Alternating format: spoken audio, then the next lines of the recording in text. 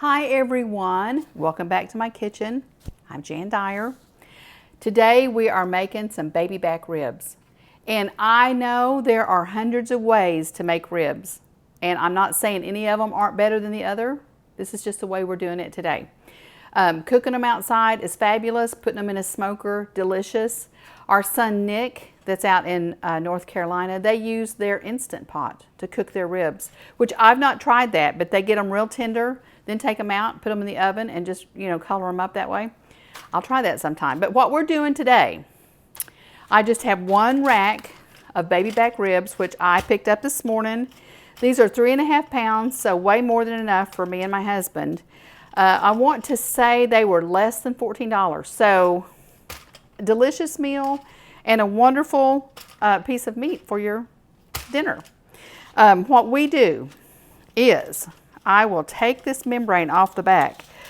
I've heard people on TV, which I guess they know people, that say if you just ask your butcher, he'll do that. How simple was that? I did get it started because I was afraid I would have trouble. But that just ensures that they're going to be tender through and through. And we're going to season both sides. So by taking that off, we know that it's going to get down closer into the meat. Let me tell you what seasoning I'm using today. Listen, our son BJ when he comes, he cooks ribs here for us. And we'll go and get larger portions. And he makes his own rub. And it's always delicious, and I try to save it, but we're out because he hasn't been here since March. But this is Head Country, and we love their seasoning, we love their barbecue, and it's out of Ponca City, Oklahoma. So it's almost, hometown.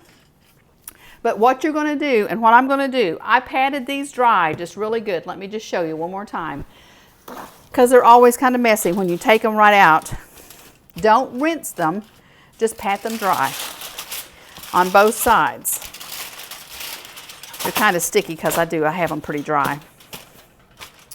And let me go ahead and we'll season this side. You want to season liberally, and you're not going to salt and pepper. You're not going to add anything else. This is why I'm using just this rub, and that's all that's going to season these until I'm going to cook them for 2 hours at 350, and then I'm going to open them up, check them. At that point, I probably will start putting a little barbecue sauce on them. And I've got a couple of different kinds that I'll show you when we come back. But that's just going to give them a really nice finish. They'll be dry rubs right now. There's no liquid going on to them right now, so they're dry. Some people like dry ribs, and they don't put sauce on it. But we like it more with sauce. Let me turn my stuff off there. That's just the way we like it. And like we've said before, there's not a right or wrong. If your husband wants to go outside, or you want to go outside, or somebody wants to cook outside, I think it's 95. So we're just not going to do that. Okay, that's one side. Don't these look so delicious? They didn't look super fatty. And we're going to do both sides, like I said. Kind of get the edges too. This is just going to cook down in that meat for that 350 for 2 hours. And then when we open it up, start putting a little barbecue sauce on it, that's when it's really going to get good. I have one barbecue sauce over here. I've got 3 different kinds. I can't decide if I'll mix them or if I'll use them. Just one. There's a new one. It's an apple habanero. I've used that. I didn't really get a lot of habanero flavor when I used it last time. We got pop in here, but we'll see. I may decide to mix a little bit of all of them. All right, now before I turn them back over, because when I put them in the oven, I'm going to wrap them up in this foil. That's another thing. Wrap them in foil. I put foil under it on my pan. It's just going to keep it nice and neat because it can get a little messy. All I have in this sprayer is apple juice. So I'm going to spray them with apple juice. It's just going to help that rub adhere a little bit more. And I know I said they're dry. This is just a mist. So it's just going to give them a little bit of better flavor, or just an additional flavor, really. It's not going to be any better. It's just going to be really good. It just kind of helps that stick to it. And you'll see that when I turn it over. It won't try to move off. I've got this butter going on the stove because I'm going to do something else with y'all real quick while this goes in the oven. See how that just stayed so well? Let's get a little more on here. All we'll have left to do with this is wrap it up, cook it for a couple of hours, and then open it up and put our barbecue sauce on. So let me get that out of the way. Let me get them wrapped up good. I think I may need to go catty corner to make sure I've got a good cover, good seal. I use most of the time just a regular aluminum foil, but when I'm doing a rib or doing any kind of a meat, I try to have the heavy duty, and that's what this is. Just because I may be moving it around a little bit more. I want it sealed good. I want it to hold everything in. And I think that's going to do it. I think I'll set it side to side. Or I guess corner to corner. All right. I'm going to slip these in my 350-degree oven, set my timer, and then in 2 hours we'll take a look. I'm going to set my timer because you know how I am. I tell you, I forget.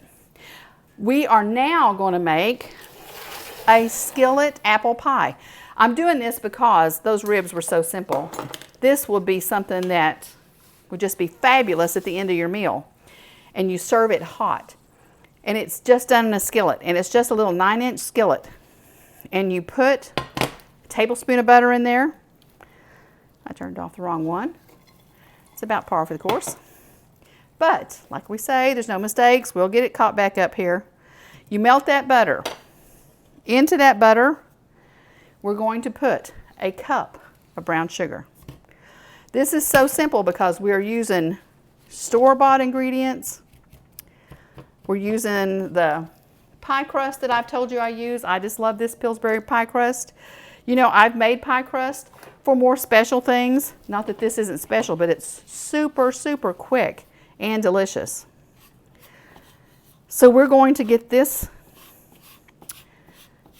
melted down a little bit, and we'll go from there. Listen, we went over today and got, while that's cooking, let me tell you, some peaches at Riggs Orchard. I think I've told you about them before. Riggs Orchard in Spiro. You know, we kind of get around a little slower on Saturdays, and this morning on Facebook it said they've been out. They've been out of peaches, and I want to make y'all a peach cobbler.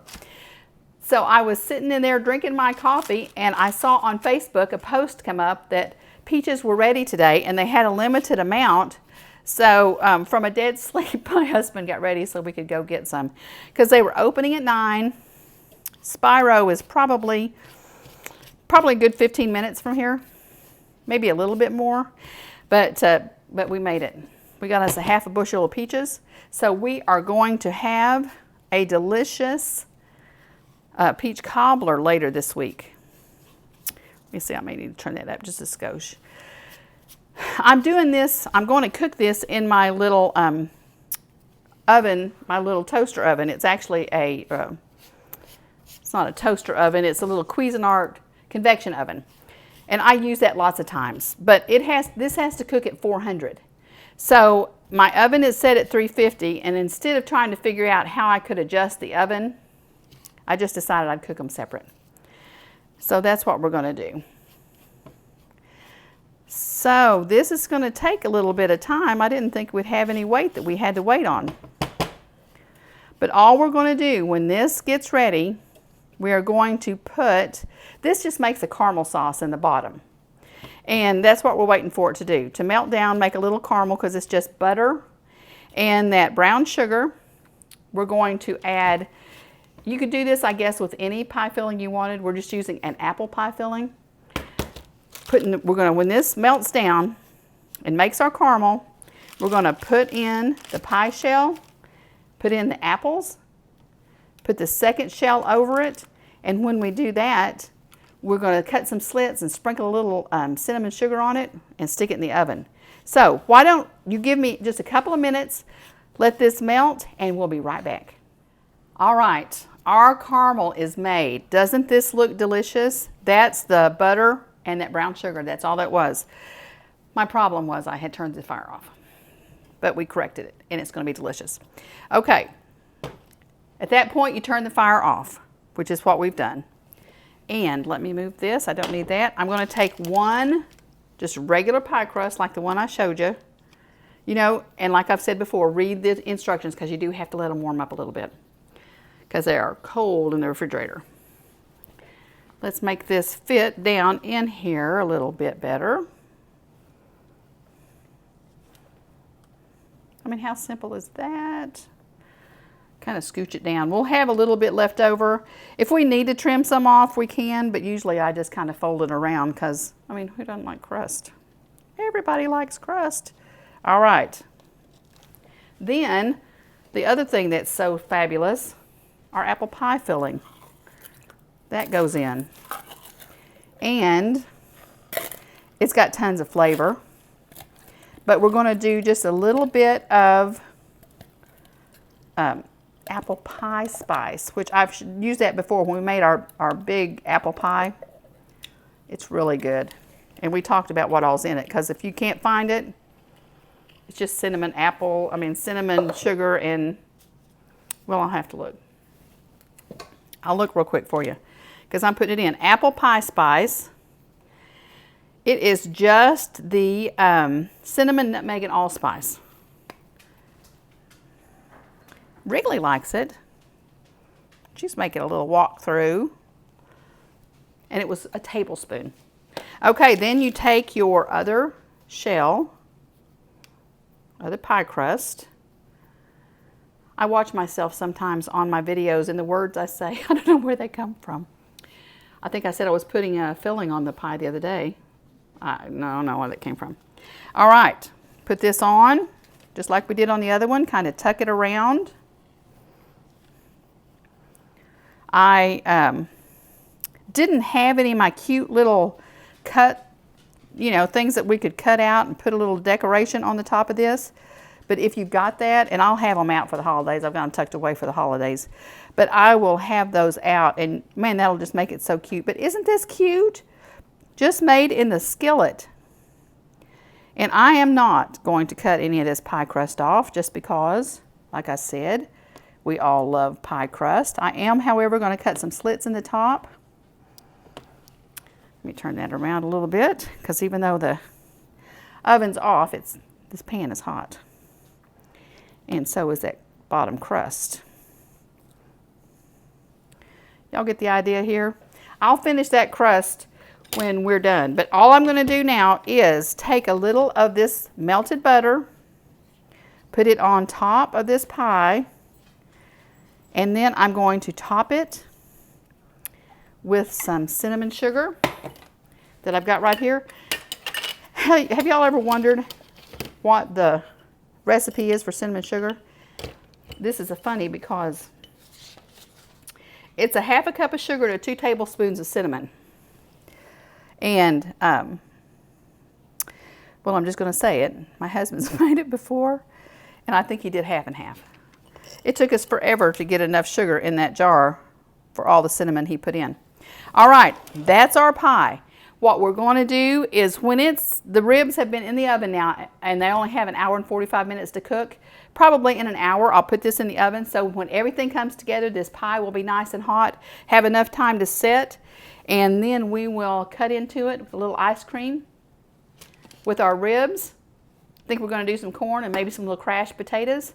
It'll be delicious. So I'll see y'all back here, and we'll see how we did today. Welcome back. This not only looks delicious, it smells heavenly. Listen, if I was having company over, which I don't know when we'll be able to do that again, but if I were, this would be something to have in the oven, because when they walk in, they're going to start salivating immediately. It smells heavenly. Let me tell you what I did, because we put it in the oven, 350 for 2 hours. At 2 hours, I pulled it out, opened it up, and that's when I put my sauce on. And I decided to just use a combination. I've got Head Country and I've got Original, hot and spicy. I drizzled a little of both on it. Can't go wrong with that. Anyway, look how tender these are. Fall off the bone. It's going to be delicious. And here's our apple pie. A little dark on the top. It's not burned. It's just because I put a lot of that cinnamon on top. And then I also emptied out the rest of my apple pie spice on top. So it's going to be fabulous. I promise you. And that cooked at 400 for 30 minutes. So I had it in the separate little oven. This is all we've got to worry about for dinner. It's ready to go. I did some little potatoes where I boiled them and then crashed them, put a little salt and pepper and a little rosemary on them. They're going to be delicious. And I did a couple of ears of corn. So this is a feast for us this evening. Don't be afraid to try. Don't be afraid to try something that you haven't done. But if you've got an old-fashioned recipe for your ribs, this is no big deal. But they're delicious. So I hope you'll try this, and I hope you'll enjoy it, because I feel certain we're going to in just a few minutes. Have a great evening, and we'll see you soon.